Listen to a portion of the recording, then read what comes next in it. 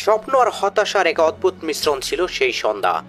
ঢাকার জাতীয় স্টেডিয়ামে শত শত হৃদয়ের তালে তাল মিলিয়ে এক সন্ধ্যা অপেক্ষায় ছিল এক জয়ের গল্প শোনার।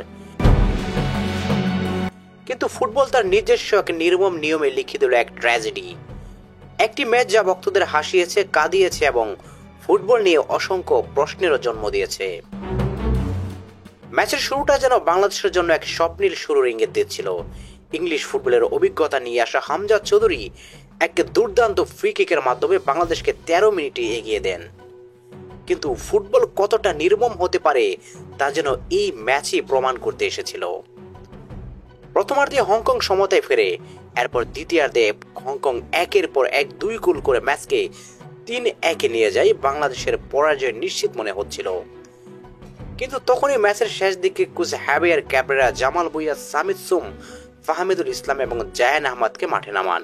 এই 4 খেলোয়াড় মুহূর্তে ম্যাচের মোড় ঘুরিয়ে দেন। তারা এমন জোয়ার নিয়ে আসেন যে বাংলাদেশ 3-3 গোলের সমতা আনতে সক্ষম হয়। আর ঠিক তখনই সবচেয়ে বড় ট্র্যাজেডি ঘটে। সমতায় আনার মাত্র 1 মিনিটের মাথায় আবারও গোল হারিয়ে বাংলাদেশ 4-3 গোলে ম্যাচটি হেরে যায়। এই পরাজয়ের পরে উঠে আসে সবচেয়ে বড় প্রশ্ন। সমর্থক থেকে বিশেষজ্ঞ সবাই জানতে চান, ম্যাচের শেষে নয়, কেন শুরু থেকেই এই 4 বিশেষ খেলোয়াড়কে মাঠে নামানো হয়নি? তাদের আগে না নামানোর সিদ্ধান্ত কি বাংলাদেশের হার ডেকে এনেছে? কেন এই সিন্ডিকেটের খেলা? কোচ হাবিয়ার ক্যাবরেরা এই সিদ্ধান্ত নেওয়ার পেছনের কারণ কি? গোপন কোনো ষড়যন্ত্র?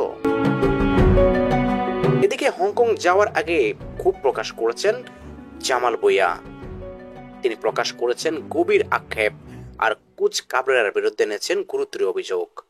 জামাল বলেন, আমরা শুরু থেকেই খেলতে চাই এবং বলেন দলের মধ্যে সিন্ডিকেট আছে আর সেটাই দলের মনোবল ভেঙে দেয়।